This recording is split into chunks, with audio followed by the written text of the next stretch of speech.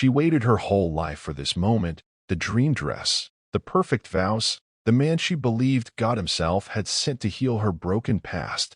She had finally found what she thought was peace, a love rooted in faith, redemption, and promise. But just hours after saying "I do," she was screaming inside a luxury Houston hotel suite, blood splattered across white silk sheets, a shattered wine bottle in one hand, and a steak knife in the other. Her new husband stood before her, naked, weeping, trembling not out of lust, but fear. He begged her to listen, to understand, to love him anyway. And with a voice colder than the steel in her hand, she hissed, "You lied to me. You tricked me into marrying nothing." Moments later, silence. By the time police arrived, the honeymoon suite looked less like a celebration of love and more like a war zone. A gospel song played softly from the Bluetooth speaker. She sat on the edge of the blood-soaked bed in her lingerie, humming along, as the mutilated body of her husband lay just feet away, his face nearly unrecognizable. What could turn a blushing bride into a butcher within hours of tying the knot? What secret was so devastating, so unimaginable, that it ripped through every vow and every prayer like a blade? Before we uncover the twisted truth behind this wedding night horror, don't forget to like this video and subscribe for more gripping and mind-blowing tales where love turns lethal and the lies cut deeper than any blade. 28-year-old Felicia Briggs had always dreamed of a wedding like the ones she saw in movies. White roses lining the aisles, a custom Vera Wang gown hugging her figure, soft violins playing as her soulmate cried at altar. A man who could sweep her off her feet and pin her to the bed with passion. But what she got was something else entirely. Something darker. Something irreversible. Felicia was a woman shaped by survival. She grew up in Beaumont, Texas, raised by a single mother in a neighborhood where hope was scarce and pain was common. Her childhood was marred by instability and trauma, things no child should endure. She had grown up being abused by her mother's string of boyfriends and had survived a brutal rape when she was 16. Pain didn't just visit Felicia, it lived with her. By the time she turned 20, she had already endured more than most could fathom. And like so many who've been wounded deeply, she learned to mask it with performance. Fast money, nightlife, and fast love became her identity. Her 20s became a blur of toxic relationships, chasing affection from men who gave her just enough attention to keep her coming back, but never enough to heal her. Love, to her, was something you survived, not something you thrived in. She dressed the part of a confident woman, played the role of someone in control, but deep down she was tired. Tired of pretending, tired of hurting, tired of feeling disposable. At 26, everything changed. After a particularly painful breakup and a series of sleepless nights, Felicia found herself standing outside a church one Sunday morning. She wasn't sure why she walked in, just that something in her spirit needed rest. And inside those walls, something cracked open. She gave her life to God that day, not in a thunderous moment, but in quiet surrender. She wanted something real, peace, healing, a love that wouldn't leave her in pieces. From that moment on, she turned her life around. She left the nightlife behind, deleted every number that reminded her of who she used to be, and made a vow to herself and to God that she would wait. No more settling. No more soul ties with broken men. She joined a mega church, immersed herself in ministry, and started doing the hard work of becoming whole again. For the first time in her life, Felicia wasn't chasing love, she was preparing for it. And then came Terrell Clay. He entered her life like a quiet whisper, subtle, intentional, almost too perfect. They met on Soul Covenant, a Christian dating app she downloaded half-heartedly. She hadn't expected much from it, but Terrell's profile caught her eye. There were no flashy photos, no corny Bible quotes, just a clean smile, a verse from Revelation, "Behold, I make all things new," and a calm energy that pulled her in. They connected instantly. Terrell was 32, a tech specialist from Baton Rouge who had recently moved to Houston. He was gentle, well-spoken, deeply spiritual. He said he had been celibate for 3 years, was active in his church, and was ready to find a wife, not just a girlfriend. The two of them bonded over shared wounds. Felicia opened up about losing her mother to lupus at 19, about rebuilding her life. Terrell shared his own struggles, his mental health after a car accident, his journey of rediscovering his purpose. They weren't just dating. They were healing together. Their relationship spiraled. She believed she had found her God-ordained partner. He brought her flowers for no reason, sent devotionals every morning. Later on, Terrell proposed on one knee with tears in his eyes. She said yes without hesitation. She believed this was the start of her fairy tale. She had survived so much darkness, surely light was finally hers to keep. But what Felicia didn't know was that Terrell had a truth buried beneath all that charm.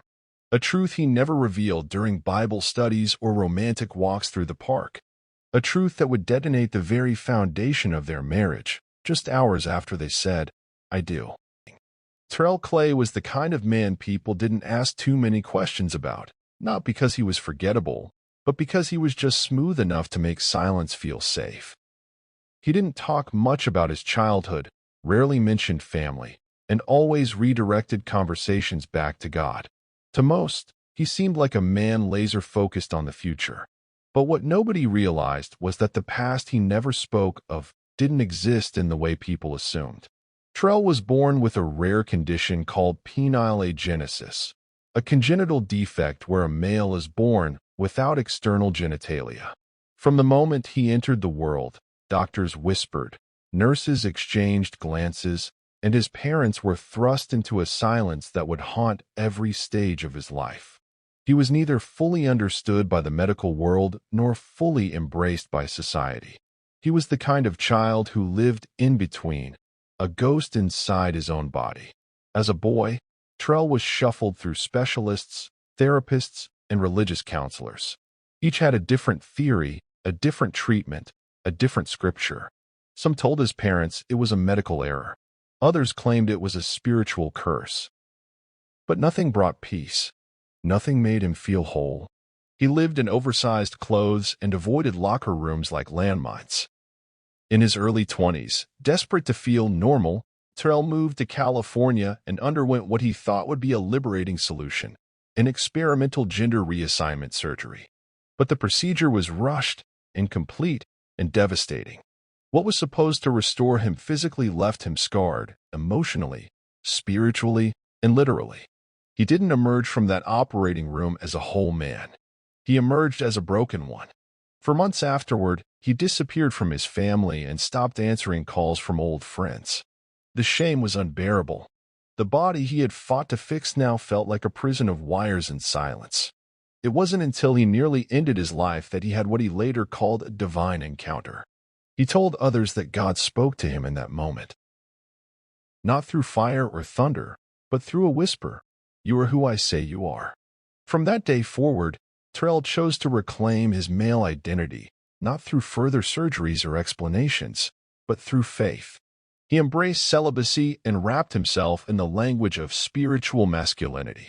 He studied scripture, joined Christian men's groups, and vowed never to speak of the past again. Whatever had happened in California, whatever truth his body still held, it would die with him. He told no one, not even Felicia. Their courtship lasted 6 months. It was fast, but intense. Terrell was charming, attentive, and unusually reserved.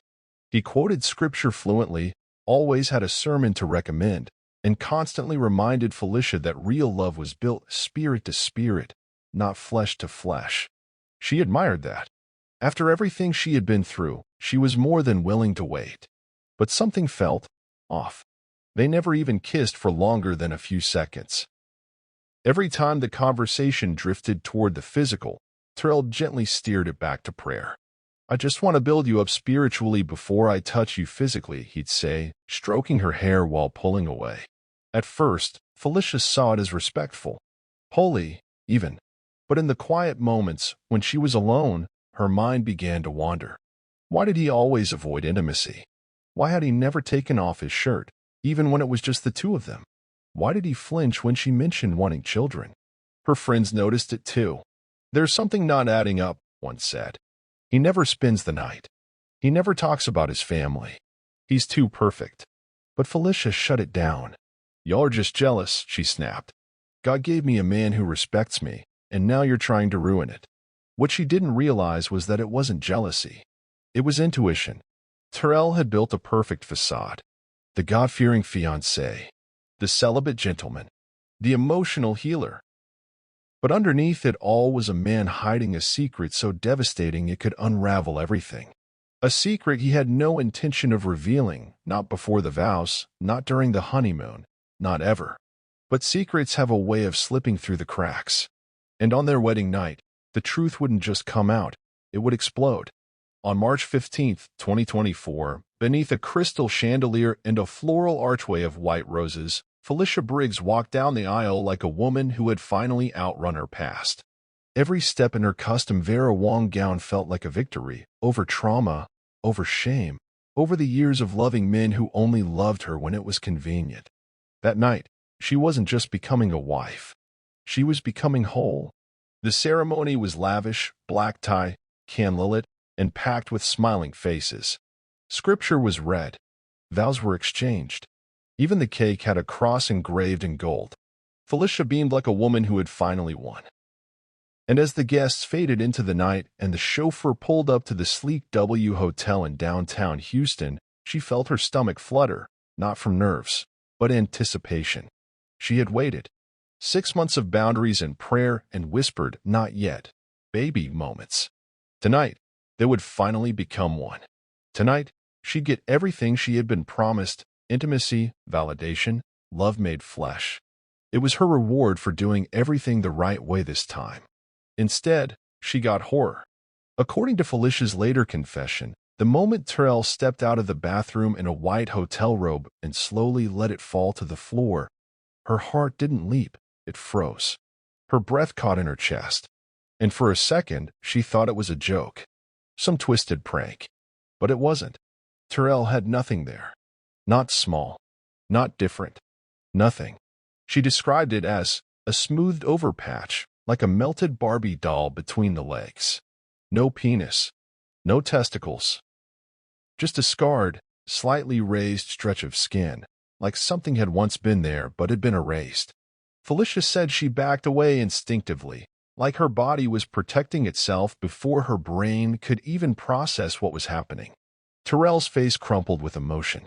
He dropped to his knees, crying, trying to speak through the sobs.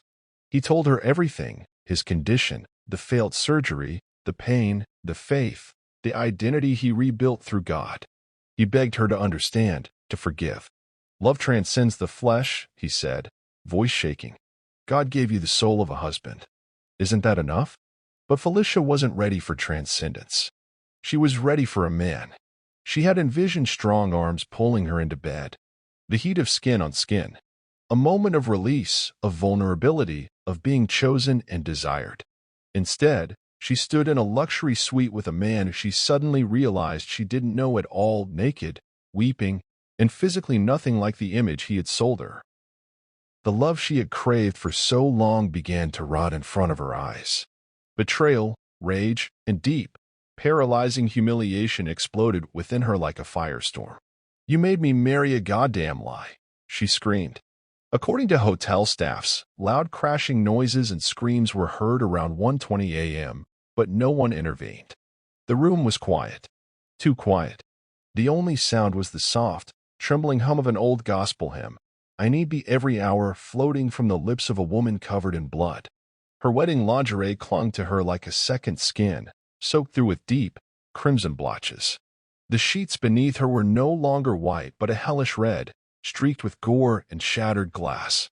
This wasn't a honeymoon suite anymore. It was a slaughterhouse. When police arrived around 3 a.m., they didn't know what to expect.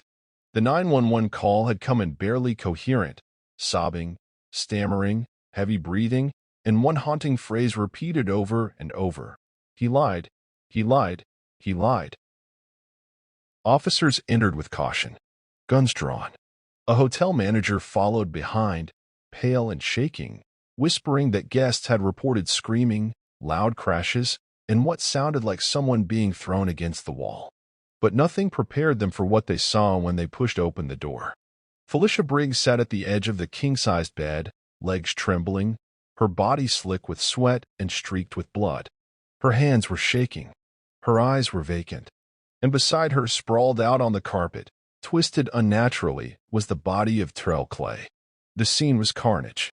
His face was bludgeoned beyond recognition, swollen, cracked, and caved in from repeated blows. A marble ice bucket from the minibar lay beside his head, stained and dented.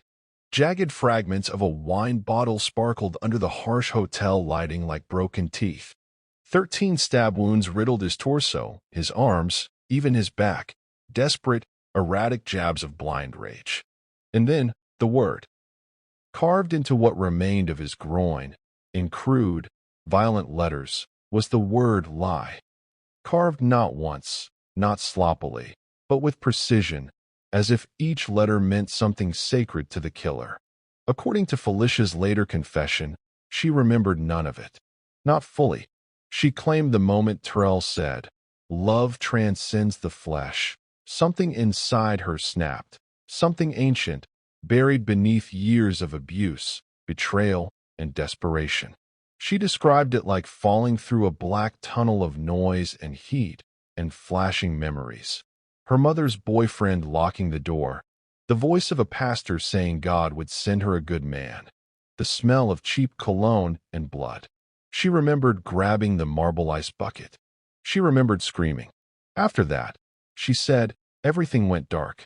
When she woke up, Terrell was dead, and her hands were soaked in the proof. Detectives described it as pure butchery. Blood on the walls, bloody footprints on the carpet, a trail of broken glass leading from the window to the bed.